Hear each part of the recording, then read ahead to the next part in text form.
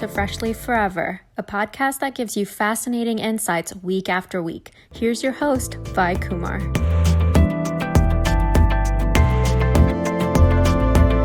Hey folks, welcome to another episode on podcast Freshly Forever.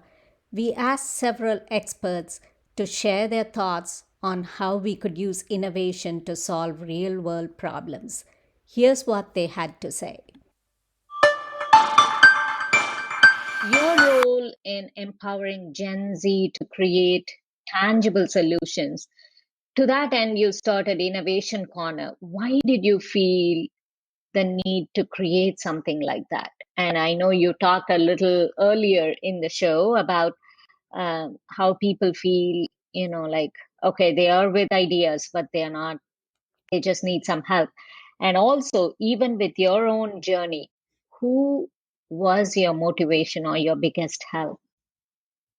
That's a really great question. So I think I started Innovation Corner because I wanted to, and as you said earlier, I think I'm in a really lucky situation in terms of how supportive, the supportive environment that I'm in.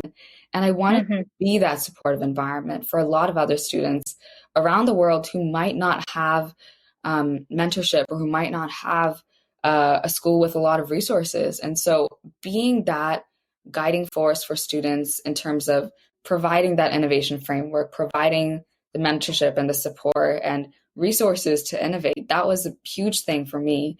And, being that guiding force was something that I was really excited about. I went through a program called Girls with Impact, which is an online business and entrepreneurship academy, also right in the beginning of COVID.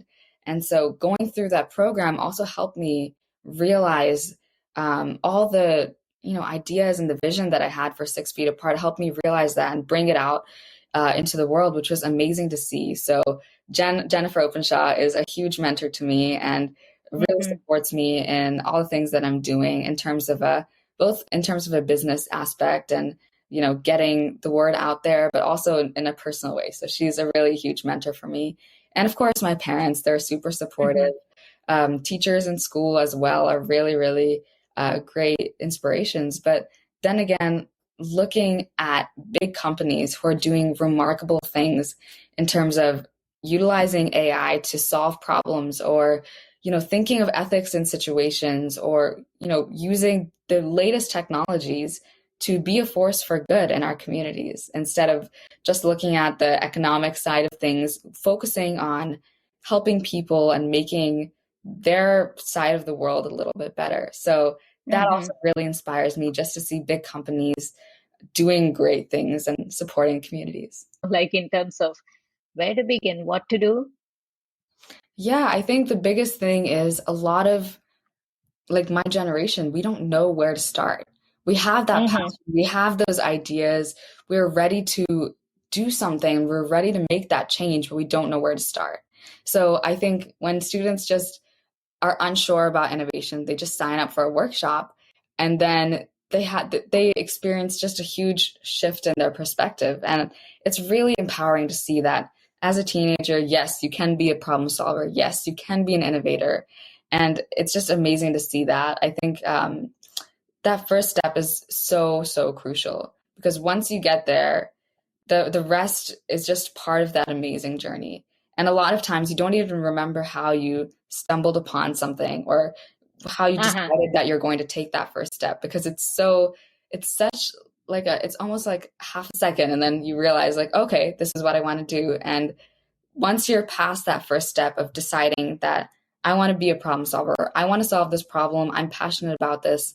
And once you get there, the rest becomes such an amazing journey. And there are so many people and so many companies ready to support young people who are innovating, young people who are solving problems. So my message to everyone is just take that first step because the journey will be so rewarding. And having that, innovation framework to guide you is just the best way to start finding mentors, finding support, and really just getting involved with problems that you're passionate about in your community. Personally, I've never actually taken a computer science course in my school. I've not had that opportunity. So all of the stuff that I've, learned is all self-taught. I learned, AI, microprocessors, building software and hardware, all of that individually on my own, outside of school, outside of, my parents' help or anything like that. So I think the biggest thing for me was starting, I guess, igniting that spark with YouTube videos and watching keynotes at different places on YouTube, whether that's like yesterday was the Apple WWDC, which was awesome, a worldwide developers conference. So just watching things that are available to you to spark your interest. And then again, building up that complexity. So then reading Science Daily articles. I love reading MIT Tech Review articles. I get their newsletter every morning. And having, surrounding yourself in a really information rich environment, but also kind of blocking out some of the noise. And we really live in a very noisy world. So figuring out what you want to focus on is really, really important. So starting off with, basic YouTube videos, basic books, and then going on to reading articles. And the biggest thing for me is just online courses, doing online courses and learning how to, what even AI is, and then having courses, technical courses, and how to program an AI, how to build an algorithm, how to, optimize it, all these different things. And there's so many online courses available on the internet. So I think there's such a rich bank of resources for us as young people, but also adults and companies and parents. There's so many resources. So definitely just not being afraid to type how to learn AI in Google, or like AI courses or blockchain courses, nanotechnology. There's so many tools and technologies. And what I try to do in my workshops too is, introduce students to things that they maybe had never thought were possible. Because in schools, again, even in school computer science courses, it's mostly just HTML or Java or CSS. And I think there's so much out there in the world in terms of emerging technologies that our generation can leverage in terms of solving problems and creating that positive change. So I'm always, encouraging students to check that out. There's so many online courses, which were definitely my biggest help. Okay. And where do you see society going as far as building an innovation ecosystem? That's a great question. I think the most important thing for us right now, with all the problems that we're seeing in the world, with all the things that are happening, we need a lot of rapid changes. And the best way to do that is with a really rich innovation ecosystem. We need to foster ingenuity and problem solving and innovation. And I think this is we need an all hands on deck approach to solving these problems. It's not just companies that should be solving these problems. It's companies, adults, parents, students. Young people are such an essential part of the equation of solving real world problems. And when you create an innovator at a young age, not only are they going to be solving problems as a young person, they're also a problem solver for their entire rest of their life. So as an adult, they could be creating a life-saving device or life-saving technology and creating that ecosystem where we have this pipeline of young people becoming innovators, solving problems, and then in turn, the world is becoming a better place. That's really what we need to see. And my vision for the next, 10, 15 years is having a world where everyone is empowered to solve problems and we're able to solve problems faster than problems are occurring. And there will always be new problems, and there will always be the next big challenge that we all have to come together and solve. But we need to have this pipeline where it's really possible to solve these problems in a quick way and just be able to create that positive impact on the world and have this collective effort to solve those problems. How much is scientific inquiry significant when it comes to kids learning and developing themselves? I think the biggest thing that teachers can do is connect concepts to things that are happening in their own daily lives. When I teach photosynthesis, I do not just go in and write the equation on the board, and I just try to make it relevant for the students so that, that inquiry process starts with the students even before the content is taught. They understand why they're learning the concept. Because if we can connect all of those content to real life situations and scenarios, I think the kids will understand it better and they'll understand the relevance of it and do well. I think at this point, even for math concepts, just teaching them as math concepts is not important. Give them as a problem. Give them design challenges that can incorporate not just math, but biology, physics. It needs to be more integrated.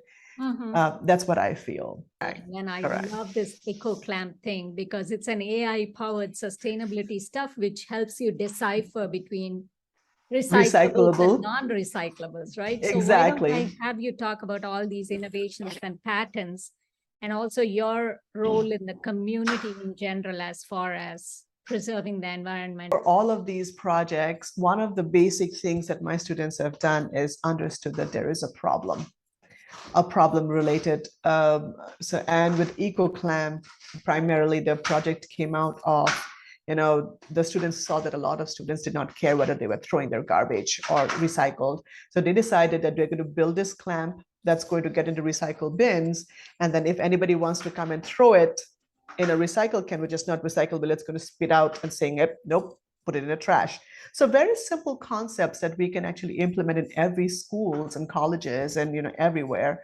So that was that. Fortunately, project-based learning is becoming more and more common in the different schools. That's definitely the way we want to go, where you are taking something that's real world, something that's happening currently, something that the kids care about, and you're figuring out how you can apply math and science to that real world problem. So, I like the idea of surveying kids, okay, what do you guys care about? What problem in the world would you want to see, would you want to help solve? What bothers you? What keeps you up at night? What keeps your parents up at night?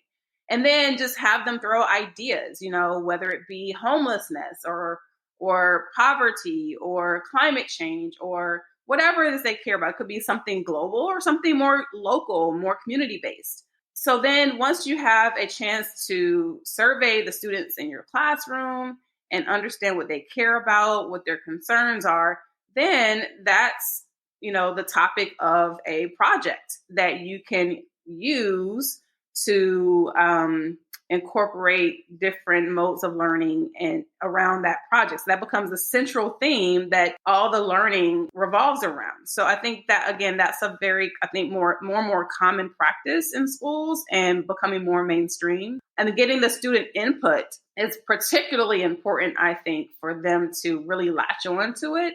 That's not always the case because teachers, plan ahead and they have things in mind that match up to the curriculum, match up to the standards. But whenever possible, to give students either options or to let them choose, that's just a great way to get them really engaged in learning and also connect what they're learning to something that they care about. Wonderful. Yeah, right there you brought out several things, right? Homelessness, poverty, climate crisis, so much. And I think even this whole climate crisis, it's like a bigger piece of a puzzle, which has so many other components around it, like gender inequality, poverty, everything, because lack of education is contributing to that in some way as well. What is it that you're seeing, Stephanie, even today, when it comes to gender inequality in STEM, and how better can we address that? The most recent stat is that 16% of engineers in the workplace are women. 16% are women, and under 6% are women of color. So there is a definite inequality, gender gap in engineering and in STEM in general, especially for women of color. And so that is really why I do what I do, because I am one of those 16%. And I am one of the 6%, under 6% women of color. And so it's critically important that we set up initiatives early on to get girls interested in math and science and STEM, particularly those careers that are changing the world and those careers that are just underrepresented by women and people of color. So I think there's a huge opportunity. Yeah, the numbers are not where we want them to be. And so there is work to be done on all levels to to help close the gap, to help bring more girls and women into STEM careers. If we want to see few years down the line that 16% becoming at least 40%, where there's that much involvement of women in STEM, how better can we tap into student potential and get them going in the right direction? Well, so the more opportunities, the more touch points you have with students and girls early on, and often the more interest develops, and that develops over time. So continuing to ignite curiosity and continuing to expose girls in particular to a wide range of opportunities in STEM and giving them different project-based learning activities to connect to things that they care about. Those are the ways to really change these numbers and to help them to understand how STEM careers really do impact the world. So how then do you empower that population? It's a lot to unpack. Another challenge outside of having a solid foundation in math and science is not knowing the opportunities that exist. We've all heard that phrase, you can't be what you can't see. You won't be what you don't see. So for a lot of girls, they can go well into their adulthood before they even know the opportunities. So it's all about making sure they know early the different careers that are available for them and that they have role models in those careers. And so STEM Gems is about giving girls role models and early exposure to STEM careers and to women in STEM, increasing the visibility of women that are currently working in STEM so they are in the limelight, they are highlighted and recognized so that they can serve as role models and mentors to the next generation. So the STEM Gems book shares the stories of 44 phenomenal women in 44 different careers because it shows the breadth of careers and it also shows the breadth of women that have pursued these careers. And it really appeals to so many different types of girls and, they can find themselves in these stories and then they can adopt new role models they didn't even know existed. So it's just giving them a whole new set of women to look up to that are not mainstream. You're not going to turn on your television and or look on a cover of a magazine and see these women, but you will open this book and you'll see them and you'll learn more about them and their work and what they do and how they change the world and their advice. And you'll walk away hopefully inspired and empowered to pursue a STEM career similarly to what pursuit. You're trying to strive for a better sustainable future. Your projects, you have an AI-based transparent rotating solar cell initiative, IoT in agriculture to reduce water consumption, 3D printed biodegradable coffee pod, and then you're also focusing on the future of food and the room for growth there. So why don't you talk about all of your technology initiatives? Yeah, of course. So I really am passionate about technology, most specifically in the nanotech, material science, and the AI space. And so a lot of those projects are actually projects that I'm working on right now. So for example, the AI-based rotating solar panel. And really what led me to work on this project was the fact that most solar panels today only have an efficiency of 22%. Yeah. And so really, I think that with nanotechnology, especially like graphene quantum dots or perovskites, we can increase this efficiency significantly. So that's something that I'm working on. And as well in terms of the biodegradable coffee pods, I actually worked in grade 9 on a project to design a biodegradable plastic made from sort of, again, peels. So banana peels and potato peels. And the key in making any biodegradable plastic is having this higher starch extraction rate. Essentially, what ended up happening was in this project, I was able to design a small little prototype. And so right now what I'm trying to do is design a proposal to take this small prototype to a much larger opportunity, which is the 3D printing space, because the 3D printing space is only growing and it can really provide a lot of different opportunities. So one thing that I was really interested in is designing biodegradable coffee pods, because sometimes when we go make coffee in our beautiful coffee machines, the coffee pods are not biodegradable, so they're made out of plastic. And sometimes as well, that plastic, even though it is recyclable, a fun fact that I recently learned after doing a lot of research was that some stations, let's say wherever you're from, for example, in Toronto, some recycling plants in Toronto, they don't actually recycle that number of plastic. So let's say it's number 5. Yeah, I mean, a lot of times we end up throwing it with the regular garbage, right? I mean, like more as a rush aspect or convenience aspect or lack of, like a recycling mechanism or whatever that may be. And so what's really important is to make sure that, with this project, I want it to be biodegradable, so that this way there is no sort of eco-negative impact. And so that's a project where I'm trying to design also like a 3D printable PLA, because PLA is a type of plastic as well. And if we can design a biodegradable 3D printable plastic, then this means that a lot of our items that we use every day can be made using a biodegradable plastic. So that's one of the projects that I'm working on. And I'm also really interested in the future of food. So, cellular agriculture, aquaponic farming, and all of that really interesting tech space in terms of our food system. So that's something that I'm learning more about. The creator or the innovator of Oxyblast, which is like full of flavonoids and superfoods. How did you formulate it? So let's start off with what flavonoids are.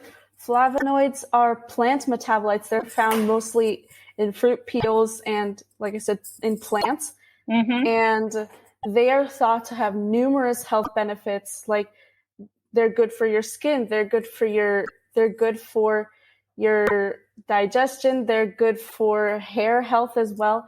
They're really good for your body, and just incorporating them into your diet is just a must to have a better lifestyle. So to reap the benefits of flavonoids, a lot of people like to peel their vegetables and fruits, and that's where most of the flavonoids are. That's where 30% of the nutrients of the fruit itself is in the peels that they discard.